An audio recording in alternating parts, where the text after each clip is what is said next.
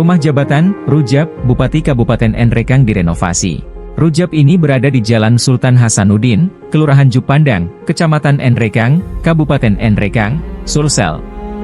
Pantauan tribuntimur.com, Sabtu, 1 Februari 2025, sore, nampak beberapa fasilitas di Rujab Bupati Nrekang yang direnovasi seperti kamar tidur, jendela, toilet serta bangunan yang dicat ulang berwarna putih.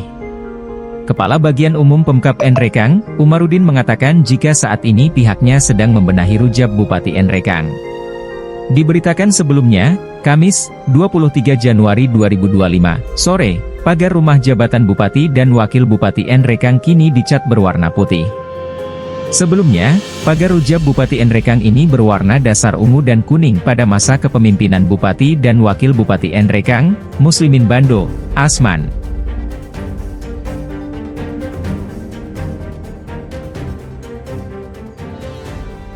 Download Tribun X sekarang, menghadirkan lokal menjadi Indonesia.